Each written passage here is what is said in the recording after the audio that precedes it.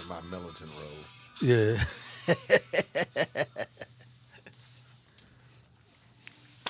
Good evening, good evening, good evening. Welcome, welcome, welcome. It's People to People with Rodney Grimes. As you know, this is how we do this. We get in and we just make things happen. I am so excited again to be able to come out and do what I do. That's bringing information to you. You know, people to people. That's people to people, power to power, positive thinking people, PTP.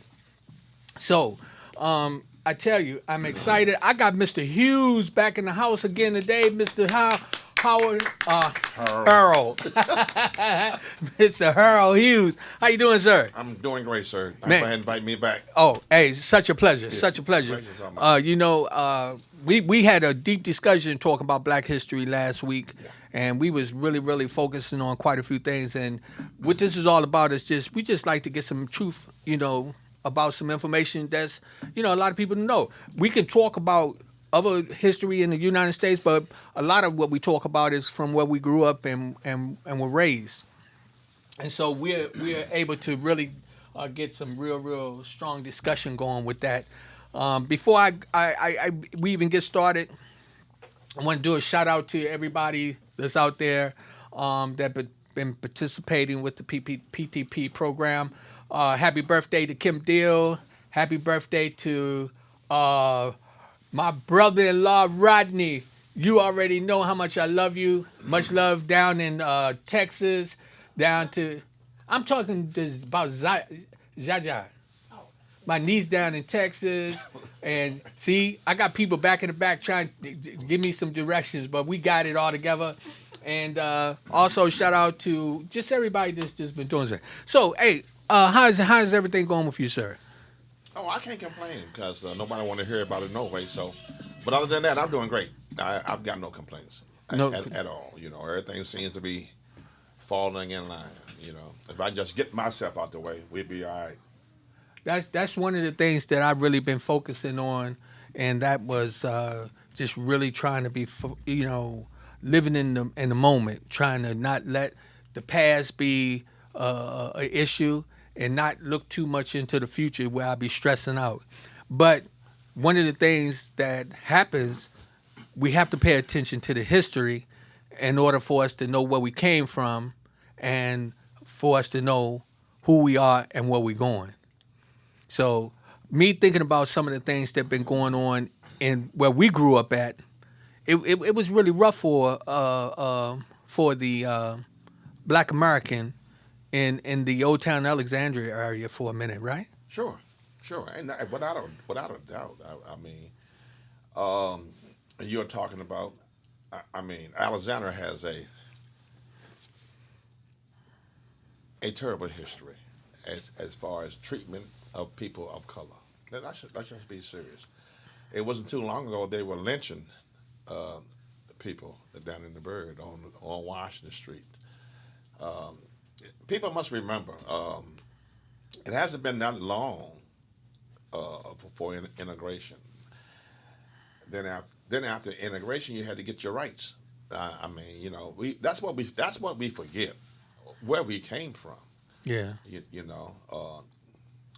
I know that everybody wants to be this and be that, but you got to learn who you are. And that's another thing about history. What is history? I mean, everybody has their own history. One thing that I find, and it just hit me in the forefront when you were speaking about it, was everybody has their own history, but people of color allow other people to give them their History. history. Right. And we have to work on that. You know, uh, we have always been stereotyped, and sometimes it seems like that's reality. You hear this thing that black people can't live together. Right. We can't get along. That's an absolute falsehood.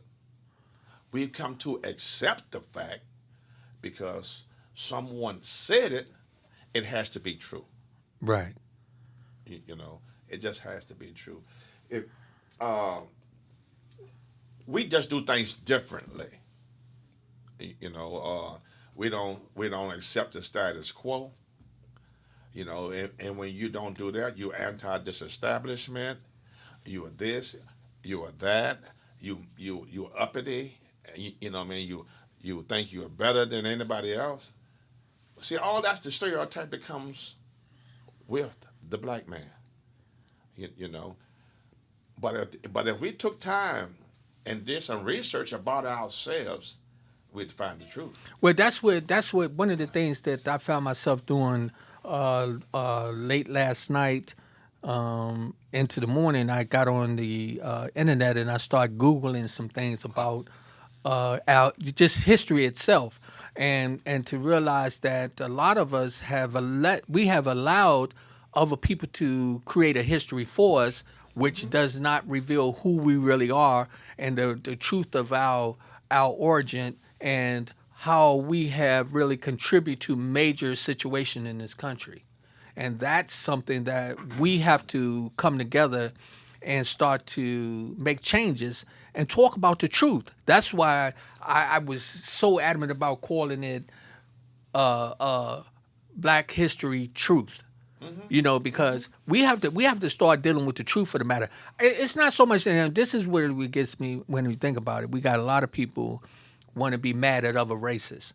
Well, you need to focus on your race itself. I'm talking about us as black Oh, I know people, exactly what you're saying. right? Correct. See, if we focus and not point the finger at other people to blame them for our situation and do something about our situation, then we can start putting the books together that's going to talk about our history, teach our children about our grandparents and our great-grandparents, and not have it where we be talking about something like Christopher Columbus that really didn't mean nothing to us and many other people. But when we can talk about individuals who really made a impact on our life, like I'm gonna say, my grandfather, Mr. John Shepard. Yes, sir. I'm glad you said that because I was thinking about that on the way over here. How other people give us our history. If you really think about it, and you look back in your black history and you look in your books, you got all these great people.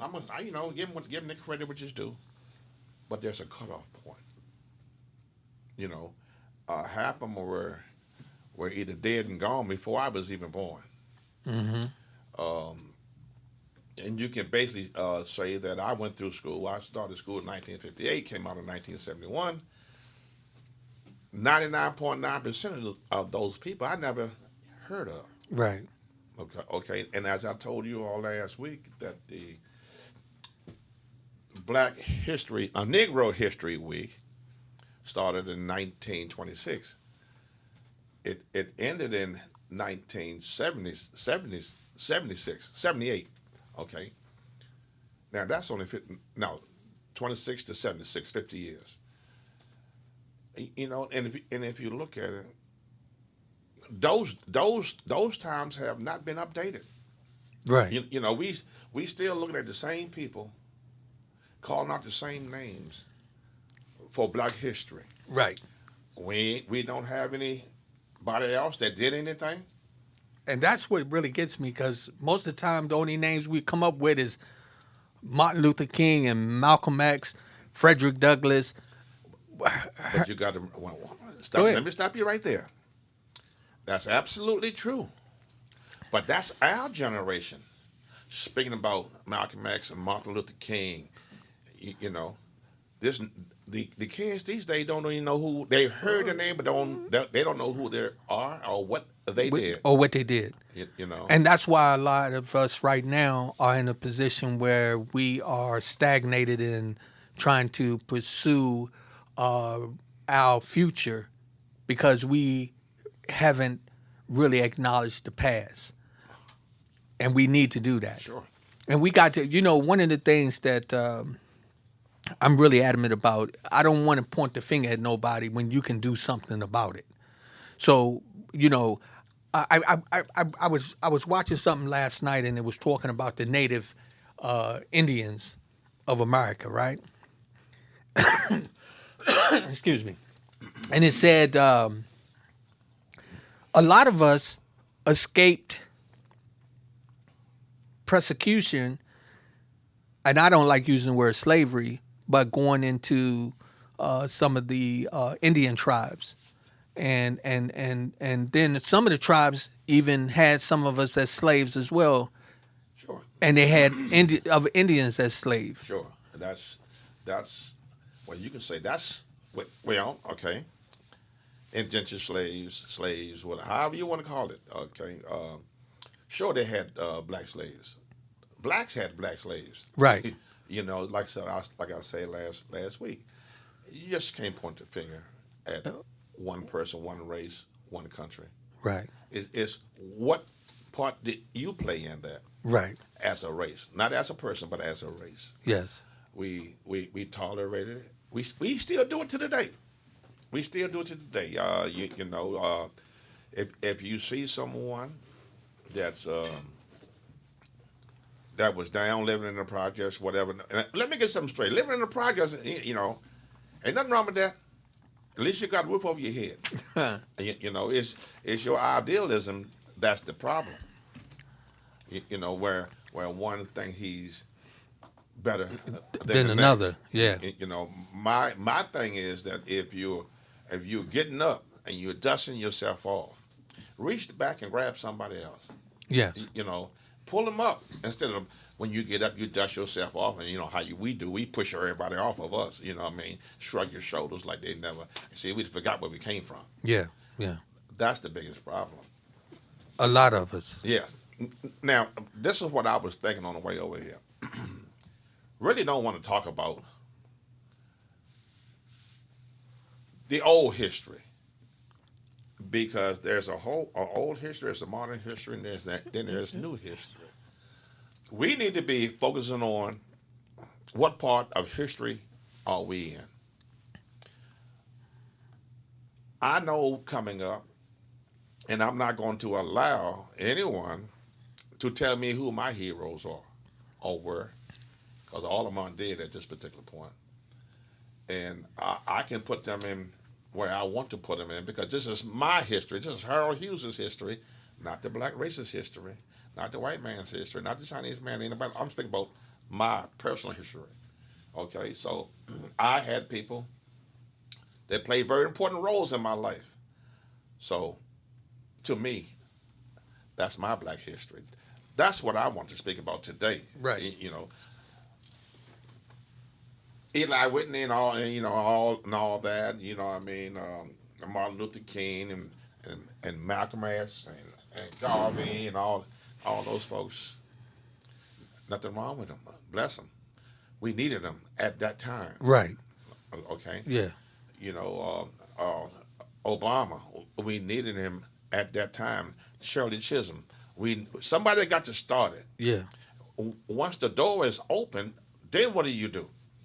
You know, there is, especially in Alexandria, because I can't speak about D.C. and Maryland and all that. I grew up and was raised in the city of Alexandria, Virginia. Mm-hmm. Okay, I came through there through segregation and integration. So, how did I make it out and through? Because I had some great people in my life. You know, I would like for everyone should be starting with the parents, Yes. grandparents. Those should be your heroes. Yeah. If and I know everybody's situation is different. Don't get me wrong. You know, being a parent does not come with a book. You know, or and so you have to find your way, not just feel your way, but find your way through it. And everybody came through with a different manner, and but you can't fault one for that. You know, Right. you can only live and learn, as they say. So if the guy next door did this to succeed, why don't you try but do it your way? Or what he did fitted him. It may not fit you, but the process is there. You can use just like you're doing right now with this podcast, PTP. It's a wonderful thing. You know, you never know who's watching, But every time it comes on, somebody learns something. Something. Yes. And you know, that's the power to the people. People teaching people. You know what I mean? Yes. That's what we need. You know, you could say maybe another 20 years, Rodney Grimes might be Part of the history. And well, you are part of the history. History. That's not say might. You Yeah, already are, because you were doing something. See, you have elevated from the school system to a Rodney Grimes system. So you got a platform that can be used, that people can learn. You know, the school system is only built to teach certain curricula. You know, I hear them talking about this critical teaching. I don't even know what that is. You know, and you get on, you go on Facebook, and you talk about moving the statues. Don't get me wrong. No, that is history too, but that's their history, Right. which becomes part of our history. History. But that's what. And speaking of something like that, so how did you feel about when they were starting to remove the statues? Did you think it was necessary? Sure. Yes, I thought it was necessary. Okay, let's start with the statue of the Appomattox. That's the one that was down on Washington Street by the courthouse. Right. Listen, you hear these people talking about they are taking our history. They are erasing our. That is not your history. You weren't even alive. Let's get this straight. You weren't even alive. You know, you're talking about a Confederate soldier was facing north. If you ain't 90 years old, you don't know nothing about that. Right. You know, I'll be 70. I've walked down King Street all my life. I never paid that statue no attention. I know. It doesn't threaten me. It doesn't bother me. You know? Right. But don't come to me and you 37, 40-something years old talking about history. It's not your history. Let's just get that straight. Yeah, he should have been gone. And because if Alexandria is going to be modernized, and America is supposed to be this melting pot, well, let everybody melt together and get stirred in the same pot, but you can't do that. If you're stuck in a certain area. Correct. Now, let me tell the Alexandrians something they may not know. I said, we are talking about these statues of the Appomattox, Robert E. Lee, Stonewall Jackson, you know, all them important wars. Oh, and we know this. We give them that credit. You know, even though they fought on the wrong side as far as I was concerned. But I wasn't back there, so, you know. This what gets me, though, when we talk about the history itself and we talk about truth. So we had people that weren't documented back when they were supposedly being heroes or whatever the case may be. When we had many, many black Americans that were fighting and out saving lives and changing directions in the wars and these things of that nature. That was the point I'm getting ready to make. Right. Documentation. The guys from World War, what is it? Let me get it straight. Either World War I or World War II. White soldiers, sailors, Marines, have a statue in front of George Washington Elementary School now. It used to be a high school. You have one down at Union Station at the train station. Another monumental marker for them. You got the Appomattox that was in the middle of King Street. So I did a little research, and I just went around Alexandria. I've spoken to some people about it. There is nothing documented that a black soldier was ever killed in any war in the city of Alexandria. You can't show me a marker. And don't tell me about that one down there at Mount Vernon School. You know, the guy's Hispanic. Come on. See, when we talk about people of color, we see everybody want to throw everybody into it, you know. So that's what that was about, you know. Right, right. We are not documented, and no one's going to document us but ourselves. So, and we ain't fooling nobody but ourselves. So let's just stop there. So, my thing is, find your own heroes. You can look within your own household. There is somebody in your community that has affected your life. The schools. One of those teachers was profoundly effective in your learning. Yes. Your pastor. See, if you look around and think from where you came to where you are, you didn't do it all by yourself. Right, and that's the history that people need to be discussing, Of course. and the things where I had several individuals in my history. Now, we talking Black history as if it was just about Black people, but it wasn't, Correct. because I had several white teachers that were very, very, very instrumental in some of the things I do today. I had a white gentleman named Russ who was real instrumental in me changing my way of doing things. Explain that. Meaning, I tried to rob him. Okay, come on. and he grabbed me by the collar and told me I didn't have to do that. And then he talked to me and he asked me to come back down to the store where I was trying to rob, which was a pet store in Tavern Square. I know that pet store. Right. And this man, he became like a father to me. He became like a father figure, which was so ironic that my own father wasn't doing nothing at the time to prepare me for where I am today. And that's part of my history that I have to talk about. And that's why sometimes I try to tell people, you got to talk about the things that really happened that you understand. And that, like, I understand when Martin Luther King got killed because I was 8 years old and I saw the pain, The result. the results of it. I experienced it. But what about the children today? What about how do they know nothing about that, and they don't know how to relate to that, and it's important for them to understand the history from where we came and how they came about, and know about the history that they get ready to establish right now. Very well said.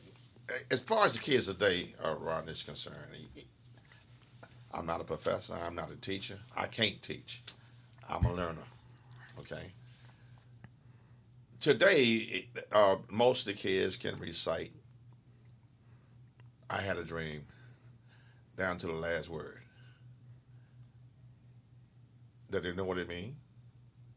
Or do they know what it meant? That's more important. What did it mean at that time? Because when he first did it, it had meaning and it meant something for that time.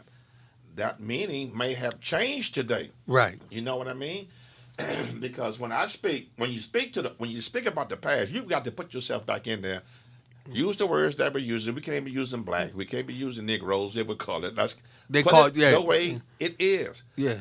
When I stand before other races, white people or whatever, Asians, whatever, I tell them I've got to talk with the words that were used during that occasion. When people come to see the lodge, and I give them a tour, and I always tell them about the USO room, which is a historical fact within the building itself. It was the first dedicated United Service organization on the East Coast that was dedicated to soldiers of color, or colored soldiers, to be precise. The second one was on Pilgrim Street, Pilgrim Street Rec. The Pendleton Street Recreation Center. The origin of that center was dedicated to the soldiers from Fort Belvoir. That ain't me. You know. It's a phone going But off. that's all right. Ain't nothing but the devil work. Ain't nothing but the devil working. Because when you start getting to the truth, you know, he'll throw something in the way. You know. So remember, like see, Alexandria, like I say, had a horrible segregated history. Oh, you believe me? You know. But you don't hear about that too often anymore. People don't speak about that. You know, I remember when I was coming up, right down there in front of Murphy's was a water fountain for whites only, for blacks only. You know, colored. Come on, use the words colored and white. Do you know when we talk about things like that, we talk about the history. Sometimes people think like this was 100 and 200 and 300 years old. I'm 61 years old, and I remember going down to Murphy and getting ready to go in the other bathroom, and my grandmother would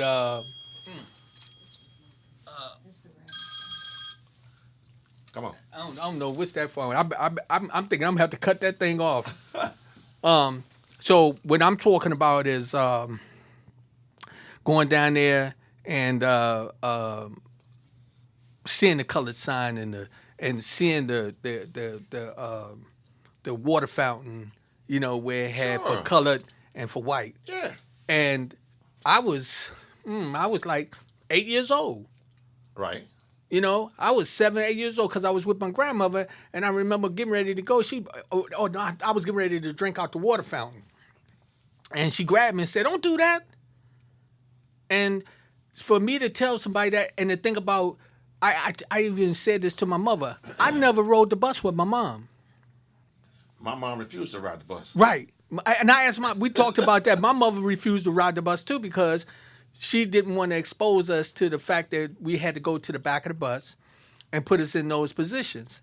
And it's just funny here, right now, I can look at something like on television and it'll almost seem like it was so long ago, but it was almost just like yesterday. Yes. See, because you always, when it's on television, made for Disney. It's always down in Alabama and Mississippi. It's always far reach. But it's right here in your own hometown. Yes. All you have to do is open your eyes. See, we've got used to putting blinders on. You still got people today to call you a boy. And let me say this right here. This is the most offensive thing that we can do to each other is that nigger word. We throw it around like it's a joke. We call each other that. We allow other people to call us that. You know, and then we forget that people died Because of it. because of that. I don't use it. I try not to use the N word, and I always say the N word because I don't take that lightly. One of the things that really got me, and this is some of my friends who aren't Black Americans, a couple of times tried to be comfortable enough to say it, and I was like, "Don't say that to me," and they was like, "I mean, y'all can say it." I say, "Let me explain something to you. I don't like it. Okay, so don't say it to me. Maybe somebody else might allow you to say it, but don't say that to me because I don't represent myself with that word." And I have a problem with, and I was just talking to a young gentleman. Man, this is getting deep in my spirit. I was just talking to a young gentleman who wants to be a rapper. He was talking about me possibly managing him. And I told him, I said, well, what I would like for you to do is to put yourself in a position where you become a political rapper and don't use the N word. Or the B word. Huh? Or the B word. Or the B word. Right. And don't come at everyone with this negative energy that's been projected as for us to accept. And it's wrong. But see, what people don't realize is they're making history.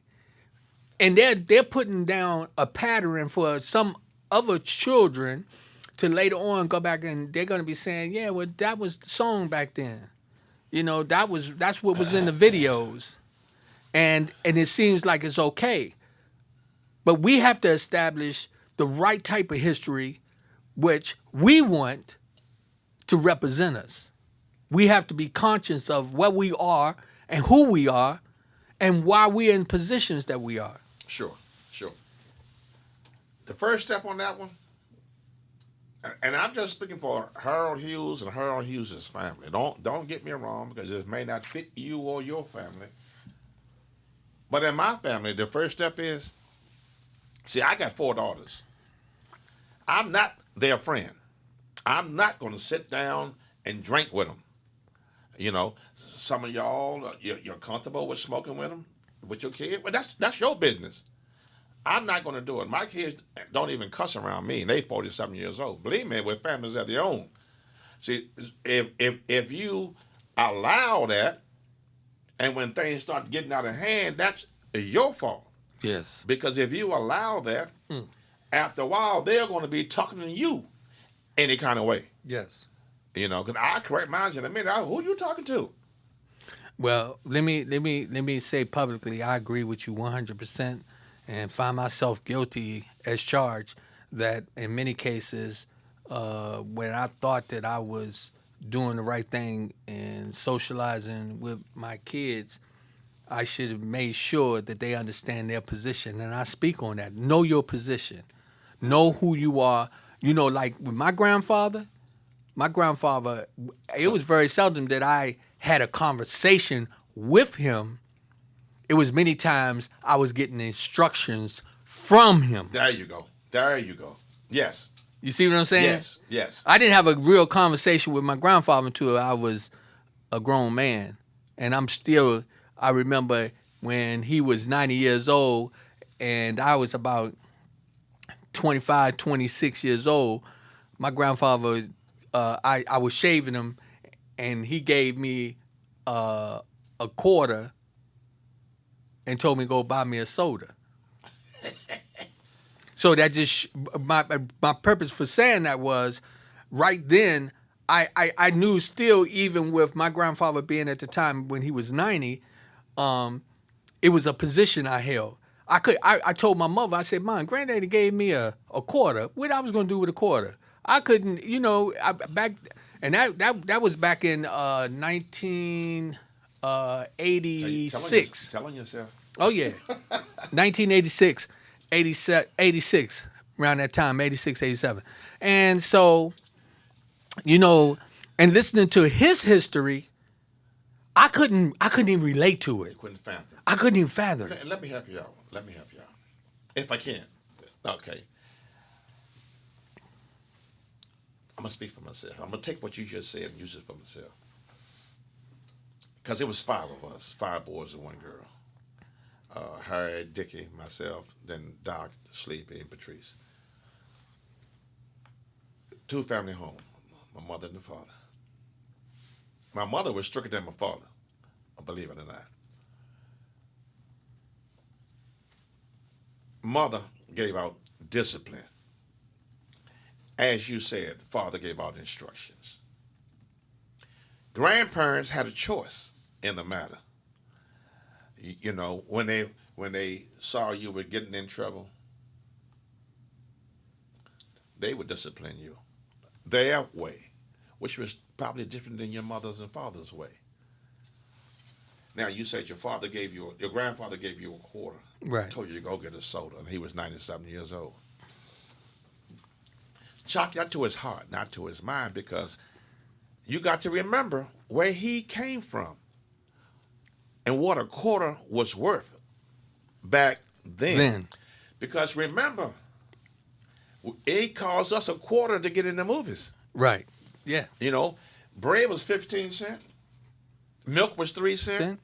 You could get a soda for 5 cents. That's right. So you could say you had a choice. What did you want to do with that quarter, and what was that quarter worth to you? Coming from him at that time, it was worth $1 million. There you go. And but you went and told your mama, what I'm going to do with this quarter. Yeah, but See, certain things don't hit you until you're grown. Right. And they are gone. Yeah. See, lessons being learned. You know, Yes. see, that's history. Yes. That's what I'm talking about, history. You got a 90-year-old grandfather Yes. teaching his grandson. Yeah. See, but it doesn't hit you until later on. Just like I was saying, 5 boys. My father, one of us get in trouble, my father beat all 5 of us. I never understood that until I got older and started having kids of my own. And a message: you either stop it before it gets started, or join in because you won't get a whooping because you are part of it. Right. You are the older brother. That's your younger brother. You should have corrected, you should have stopped it, or you should have joined it. So either way, you're going to get a beating. That don't make no difference. Well, hey, look, this is amazing. For everybody to just joining in, this is People to People with Rodney Grimes. My guest today is Mr. Harold Hughes.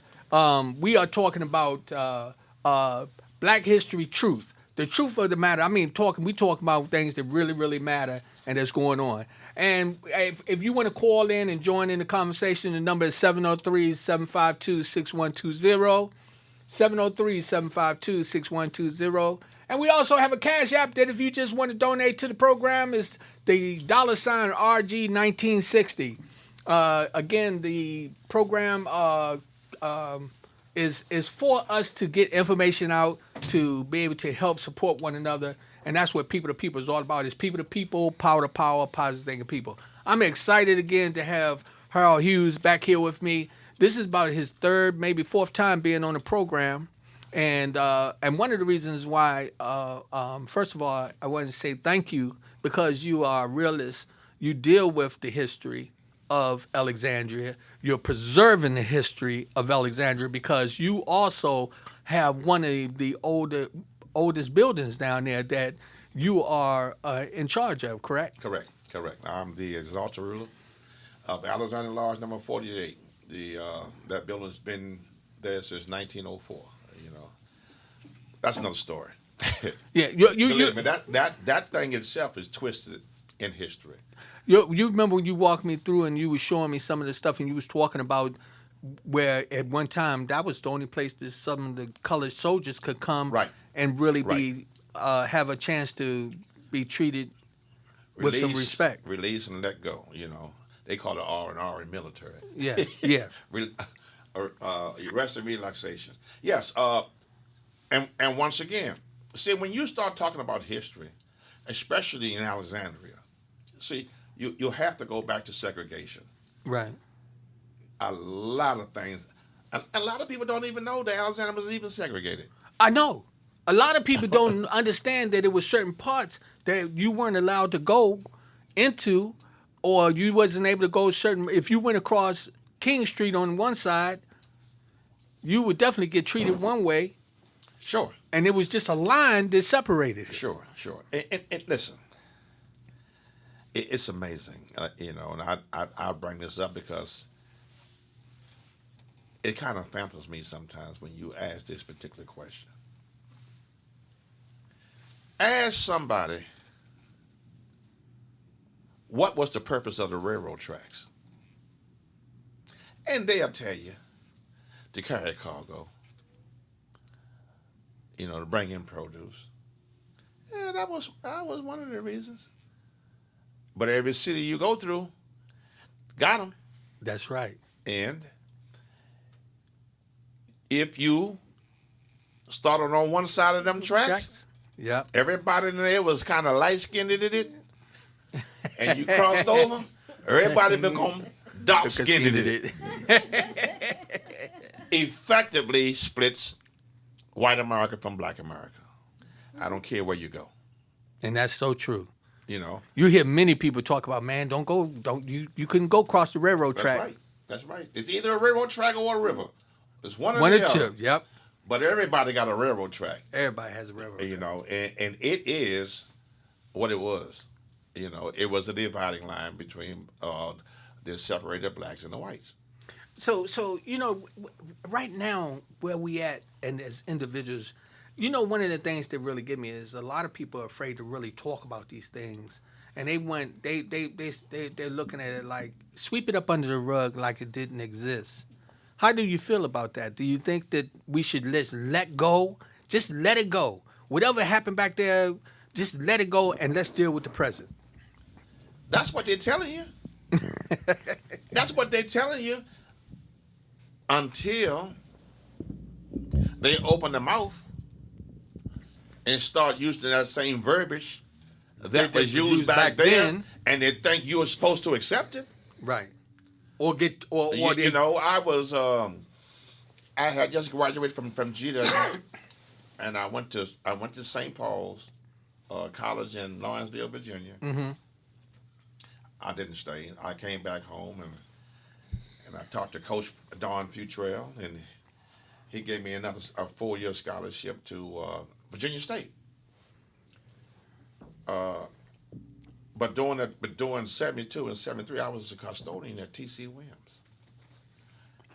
Now, mind you, this would have been 19. Everybody remember the Titans, so this would have been '73. I'm in there because I was the head custodian on the outside of the facilities on the outside. So we came into the gymnasium, and you know we was shellacking the floors and things. You know what I mean? We sanded down, shellacked, and they paid this outside contractor to come in and assist us. See, he forgot what the word assist means because he's white. So he's automatically assumes that he's my boss. You know, so he was trying to tell me how to do something that I already knew how to do. So, you know, being mild-mannered at the time before my militant jumped in, I just played it off. You know, he was there for a whole week. The first day, I just played it off. I'm saying to myself, he don't know no better. Right. You know, so that's what you have to do. You have to figure out where this person is coming from. Second day, he started hollering at the guys on the job. The third day, he called me a boy. Now, mind you, you know where my mind went. You know, I still wanted my job, but the job ain't worth it. Not to me. You see, because this is what we do. We use words literally, and we always allow other people or other races to put us down with the same words that we use literally. That's just like the boy means nigga. Come on, everybody knows this. Right. You know what I mean? It has those connotations. Or like today, we get on the bus, run straight to the back of the bus after we done fought for 50 years. Right. To get at the to front. sit where you want to sit. And now most of them go straight to the back. Straight to the back of the bus. We got someone to send a message. Yes. William Slade, he says that one word comes out also when we get angry with each other just before we fight or shoot one another. The word was designed to destroy you from the beginning. Amen. Oh man. Amen. Yes. Amen. He right. And a lot of times a lot of things is given to us by different individuals. And it's not all the time by white people, because a lot of stuff you can get right out your own house, and ain't a white person in nowhere near. And we get these words where we using the B word and the N word and boy. And like you said, when we talk to each other, you know, then we put the emphasis on it. And when you getting ready to have an altercation with another black man and you say, yo, N word, you know, you ain't talking about my brother. No, I ain't saying I'm not your brother then. And that's where the difference comes in. You see, because we start off with boy. And when things start to get violent, all of a sudden our vocabulary changes. Yes. You understand? Yes. We start belittling each other. You putting them down when that N word is started throwing out there more than once or twice. You know, either you're going to stand there and accept it and get killed, or you can just walk away and come back to fight another day. Yeah. See, those are the choices that we got. You see, because what happens is that everybody's ego, and ego ain't nothing but a false pride that'll get you killed. See, you out there, and this crowd is gathering around. You know what I mean? And you know you ain't ready to fight. you know, but because of the crowd is there, you're gonna do something you wouldn't ordinarily do, and that's how you end up getting in trouble. Because that scared man will kill you faster than anything. Right. You know, you don't want to corner no one. You always want to give somebody a chance to get out. Especially, ain't neither one of y'all want to fight. For real. You know what I mean? And then you oh Lord, what did I do? Oh, what did I do? Well, if anything, I would like to see to develop in our the generations of today and people who have the opportunity to make a change for the history is for us to start treating ourselves better so that people will know how to treat us. That makes sense? Makes plenty of sense to me. Because a lot of us, what we do this right in our own neighborhoods, right in our homes. We are belittling ourselves, and then we wonder why other people treat us that way. And a lot of times, they only treating you the way that you treat yourself. So I don't allow nobody. I don't want nobody coming up using the N word with me, and I'm not talking about outside of the black race. I don't even want a black man to say that to me. I don't want. Don't say that to me. I'm not. That's not what I am to you. That's not my name. Don't call me boy, and don't call me. Don't call me Roy, because my name is Rodney. You feel me? I agree. But Rod, let me say this. Most of this is because of the culture. Yeah. And this is not disrespectful, but it's truthful. Most of us haven't been anywhere. So they don't know. So the only thing you know is what's put right before you. You know? You only know how to deal with 5 people. And that's them people that's always with you. They're supposed to have your back. You know? Yeah. And you gotta understand history. The laws are not made for you, but against you. Life is hard. Ain't nothing given to you. If something is given to you, there's an attachment placed on it. You've got to learn how to read that attachment. Why are you doing this? You know what I mean? But you don't always have to look a gift horse in the mouth either. You know, if somebody gives you some advice, you got a choice. You either use it right then and there, or you put it in that backpack and carry it for the rest of your life. Because one time or another, you're going to reach back there because you're going to need it. Yeah. You know, that's the folklore that your grandparents and your parents were placing on you, that you didn't understand while you was out there being who you thought you were. Yeah. You know, you think you're grown now, huh? Yeah. You know. You know something else? We talk about history and talk about things changing, and I just saw this start to take place within the last 2 years. I'm talking something real serious. Did you remember back when you hardly saw black people or interracial couples on commercials? When the Black Lives Matter movement came, I started seeing more interracial couples. That wasn't Black Lives Matter. Well, come on, talk to That me. was the gay explosion. What is it? LGBT. LGBT. Yes, sir. Yes, sir. I mean, you got if you really watch it, yes, there are a bunch of interracial couples on TV. A whole lot of. I don't like using the word gay or anything else. You know, alternate living people. For lack of a better word, they are on there. You know. television is something else. Hey, but Because when I was coming up, man, certain things were televised. A lot of things weren't. a lot of things you didn't see. Now I'm gonna tell you what Like us. You didn't see us. You didn't see many of us. No. But that's what I'm noticing now. I mean, people doing their own thing. I don't judge them. If that's your flavor, be happy within that flavor. Don't let me judge you. Right. That's me. My beliefs. Right. Are my beliefs. Right. I don't frown mine. I used to look at him and say, he could have got one better than that. You know, who like?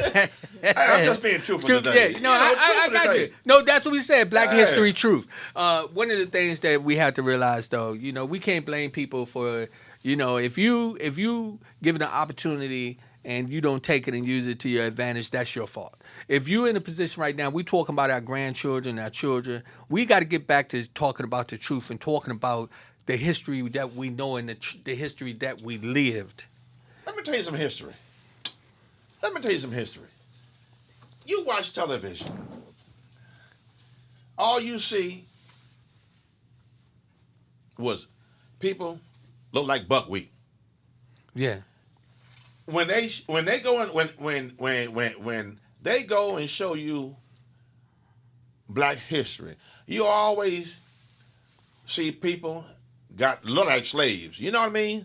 The homes are the shacks are I ain't gonna call them homes. The shacks are torn down. Yeah. There's no parents around. The kids' heads is nappy as a bowl of yak. They might have on boots. And I'm just being serious, bro. And that's what the kids see. That's all they see. They don't see the well dressed. You ain't well dressed. You know what I mean? You're unclean, like you ain't had a bath in 16 years. You know, and then you got master beating up on you. Yeah. So that's what they see. And that's they have never seen Black Wall Street. Right. You know. They won't advertise that. No, they won't. And some people will tell you that there was only one, but actually there was about 34. There was plenty of Black Wall Street there. When America, so-called America, burnt up all of them, burnt them down to the ground. And that comes from jealousy. See, black people, or back then, colored people weren't always doing bad. Right. That's what segregation. We had our own banks, our own doctors, own stores. You know, they were doing good. I don't think till today there has been anybody arrested for the burning and the killing of the Black Wall Streets. And I'm putting an S on the end of it because there were more than one. They will like you to believe that there was only one, but if you go into the books or you look it up, Black Wall Street, they were all over the place. Yeah. You know, but you don't see that in the history books. History books were made by white people for white people. Believe me, and that's enough on that. And I don't blame the white people. Hey, you see, and why don't they teach that? Why should I teach that? As I when my son, I told this story many times when it was Black History Month, and the teacher wanted my son to write a report on slavery. And I came in and told her, my son not writing a report on slavery. Why would he write a report on slavery? She said, well, that's what we talking about in Black History Month or whatever. I said, well, first of all, he don't know anything about being a slave. And I wasn't one, and his grandfather wasn't one, so why should he write that? But this is how the history itself from others were being placed for us to hear that, to really have us think one way when we had to take it upon ourselves, and like I did as a father, to tell my son, this is your history. Your grandfather retired your great-grandfather, he retired 3 times. And I can hear him right now. Our people. Well, ain't nothing wrong with him writing about black history in an integrated class. But the problem is this: when they go to read that homework about Black history, she's only going to read from the colored children. Ain't never going to read from the white children. Why?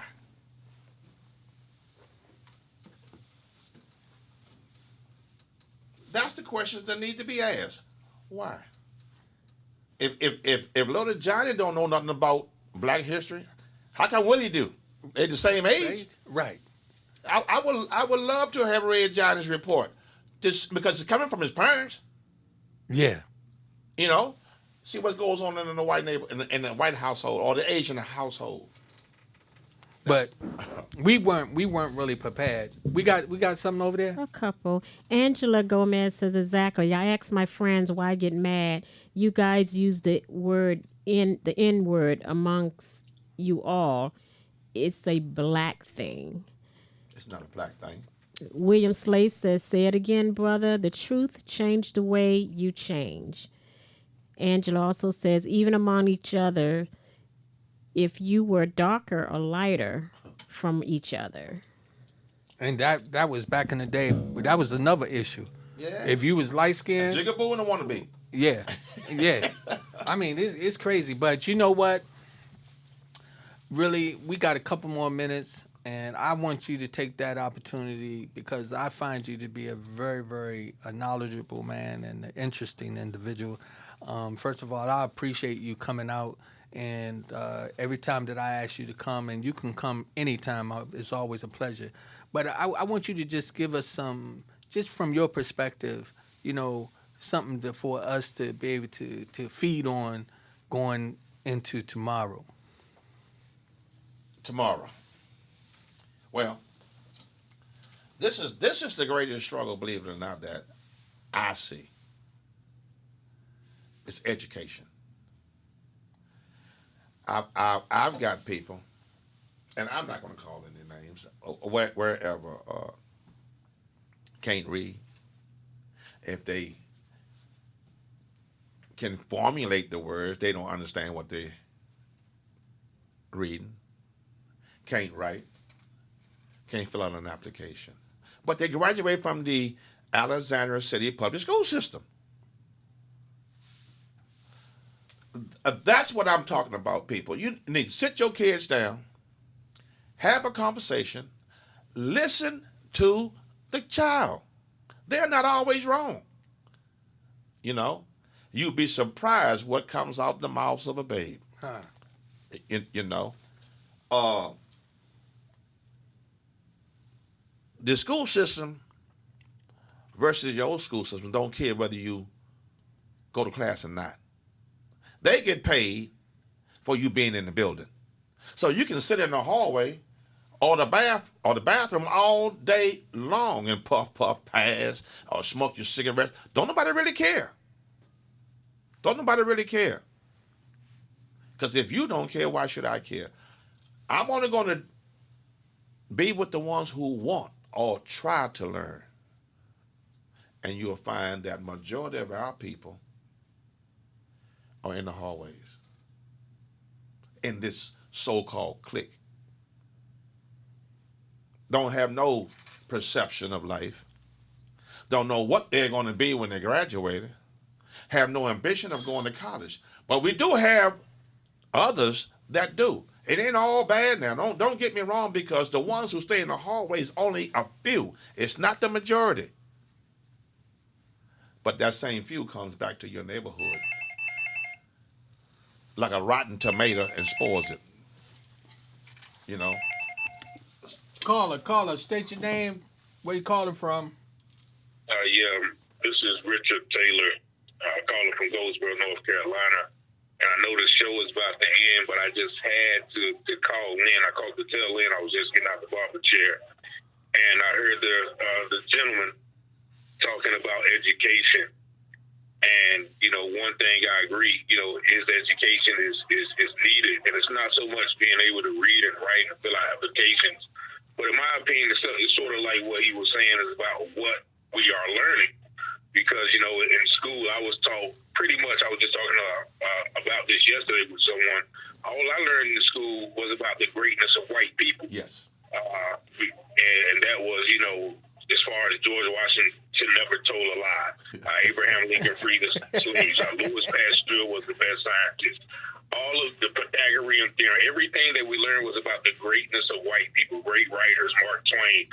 And the only thing that we learned was, slavery, Rosa Parks, and Martin Luther King had a There you dream, go. which our history is so much more vaster than that. Yes. So I think, we should take our education in our own hands because, as Malcolm X said, you can't ask your oppressor to teach your children the tools that's going to overcome their oppression. Correct. And so that is just my sentiments on that. And I just think that and as he was talking about the greatness of when we were segregated, we had our own, but then when we integrated, we began to define ourselves by whiteness. Mm-hmm. We began to compare ourselves or value ourselves in accordance with what the white people said we were. We began to measure ourselves by white standards. And so that kind of handicapped us with trying to equate who we are with what they are and their quote perceived greatness.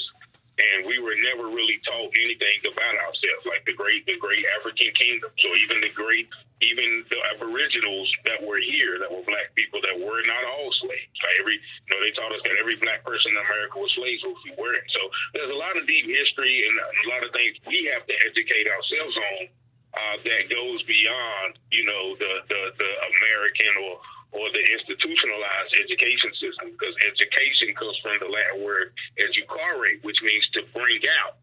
And so we have to bring out our own selves. I know I ran, but I just want to thank you for bringing up that point about education. No, and matter of fact, Richard, guess what I got in my hand right now? I can't see it because I'm driving. I have your book in my hand, literally, right now. This is Richard Teller. He has 4 books in my studio. This is the one that I am back into to complete reading, and this is because you are one of the black men who were able to take your education and make it work, where you are able to document your history that could benefit so many other people. I got the book Wrongly Accused in my hand right now, and committed to making sure that I finish reading it so that I can move on to the other books. But I want to tell you that first of all, it's individuals like yourself who's taken your education very seriously and has made a difference for so many other people. And I appreciate your support and what you do, even with your program U-Turn down in Goldsboro, North Carolina. I thank you so much. And I didn't get the gentleman's name. Harold Hughes. Harold Hughes? Yes. Okay. And I thank you so much, Mr. Hughes, for your insight. Like I said, I caught the tail end of it, but I just had to call in and let you know how great the information was that I heard. Yes, sir. Mr. Teller, thank you. And what you said just hit me. Because also today, people brag about being incarcerated. I've been to prison. It's not a badge of courage. I mean, that's nothing to brag about. No. I mean, come on now. But this is by design, that certain things that have been placed in our history and in our mind for us to assume that if you can say I did 10 years in the penitentiary, that you walking around with a badge of honor. But it only becomes a badge of honor if you accept it. But when it becomes an honor?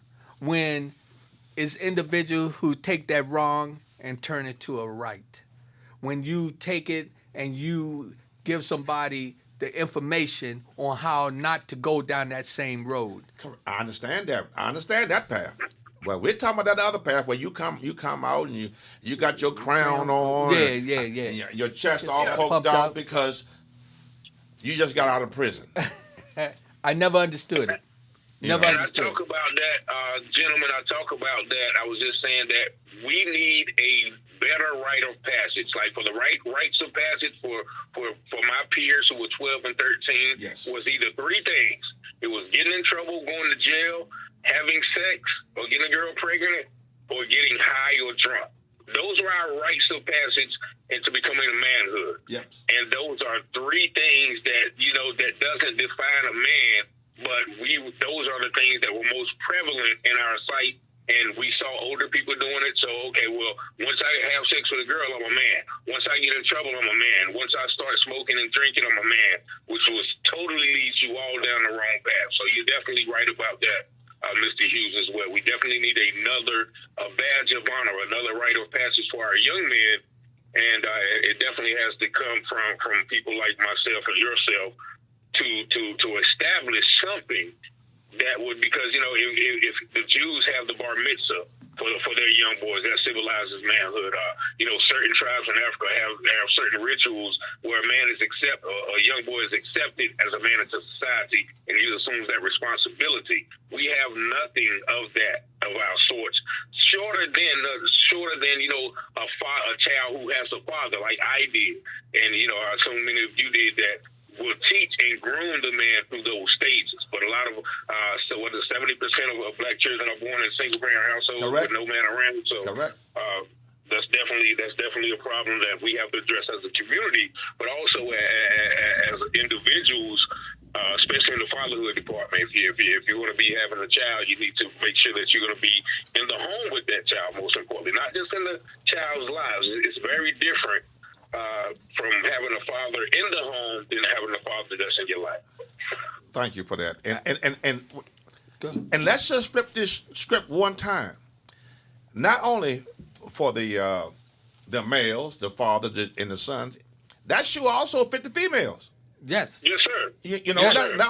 Let's not forget about them. Right. And we all fall in a situation where we have to just sit back and take responsibility for our position and where we are and how things played out.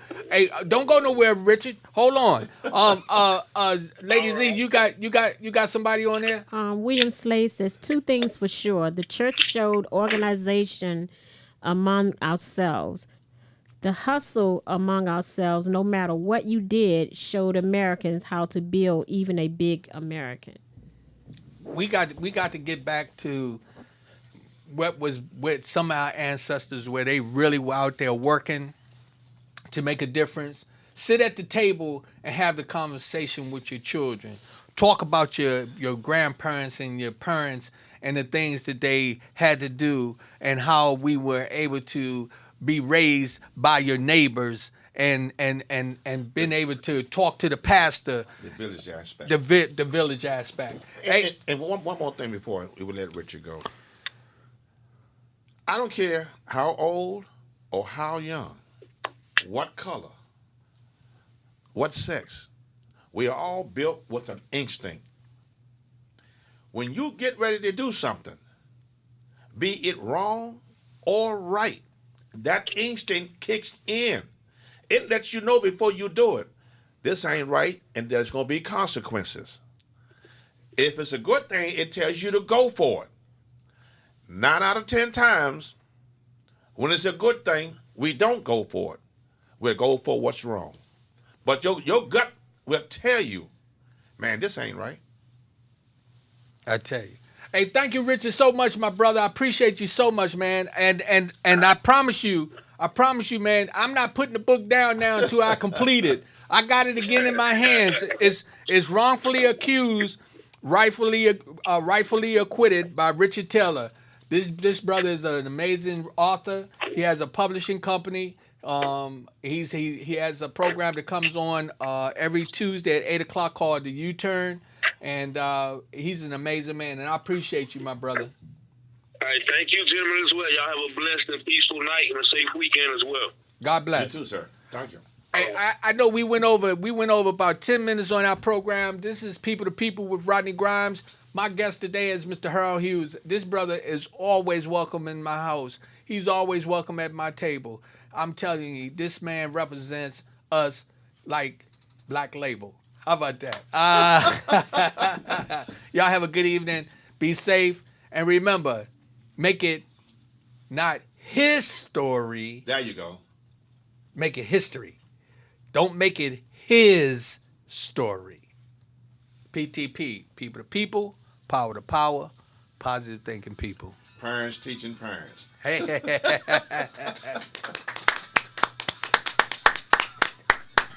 My man, appreciate it. Started again, see?